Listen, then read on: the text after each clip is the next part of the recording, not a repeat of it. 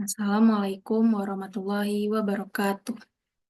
Perkenalkan nama saya Azahra Riaska Permata Syafira dengan NIM 072240400040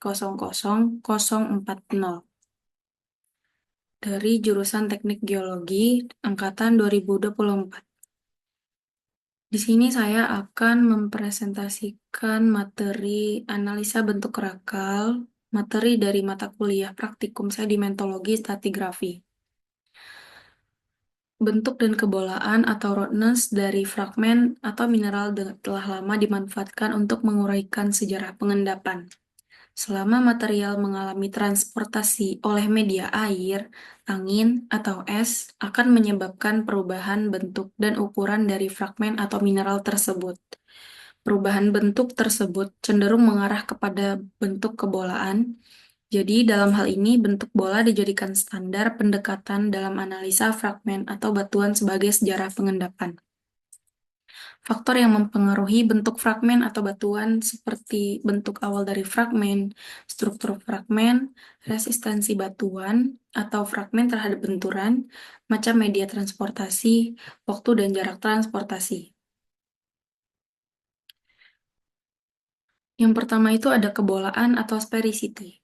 Konsep sphericity ini sendiri pertama kali diajukan oleh Waddell pada tahun 1932, yang teoritisnya sphericity adalah perbandingan antara luas permukaan partikel dengan luas permukaan bola dengan volume yang sama.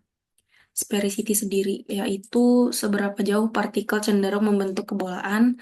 Hal ini digambarkan melalui hubungan intercept partikel tersebut.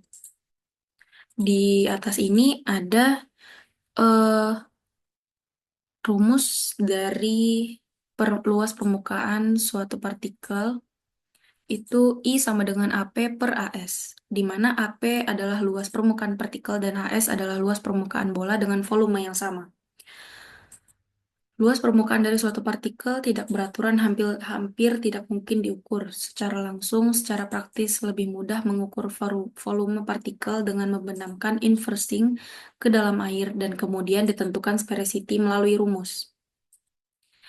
Di sini ada lagi rumus I sama dengan VP per VCS sama dengan VP per VCS, di mana VP adalah volume partikel sebenarnya yang diukur secara imersi, dan VCS adalah volume bola luar yang melingkupi partikel. Bola luar yang dimana dimaksud ini adalah bola luar dengan diameter yang sama dengan dimensi partikel yang terpanjang. Dan apabila bola meter di luar, maka rumusnya adalah 4 per 3 pi dalam kurung itu A per 2 kubik. Menurut rumus Crommelin, itu sphericity sama dengan LIS per L kubik, di mana L itu dimensi butir atau partikel terpanjang, I itu adalah dimensi partikel menengah, S dimensi partikel terpendek.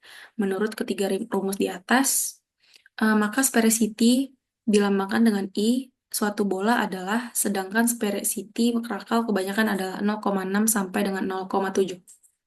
Cara kerja pada praktikum menganalisis batuan krakal ini adalah yang pertama, menentukan dimensi dari objek dengan menggunakan alat Scraft-Math dengan mengukur sumbu terpanjang itu long intercept, itu sumbu A berada pada batuan yang terpanjang di atas, sumbu menengah atau sumbu B itu yang di samping, dan sumbu terpendek itu sumbu C itu yang ada ke dalam atau yang di tengah bagian depan ini. Itu selebihnya memilih salah satu atau lebih menggambarkan bentuk zinc. Selanjutnya kita lihat tabel zinc yang dikeluarkan pada tahun 1935. Bentuk tabel zinc ini adalah menjelaskan bentuk kelas dari panjang, lebar, dan tebal.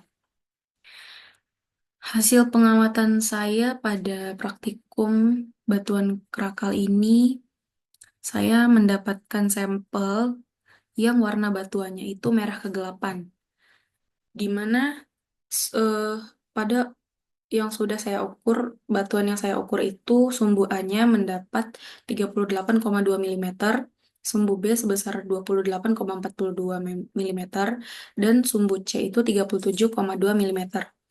Dan memiliki volume akhir batu kerakal ini adalah 20 ml.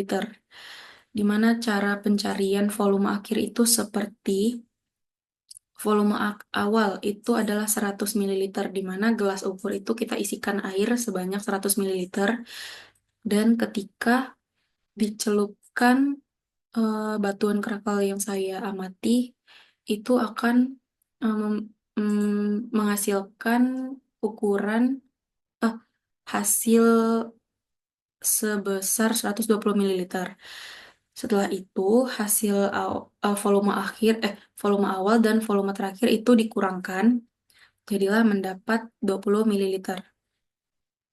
Dan di sini ada tabel hasil untuk menentukan bentuk batuan pada tabel zinc itu dengan peraga yang sampel peraga saya yang pertama itu mendapat sumbu A, sumbu B, sumbu C tadi, dan volume akhir dari hasil batuan kerakal setelah dicemplungkan kepada gelas ukur tadi itu mendapat bentuk ekuiksial atau spherical pada tabel zinc.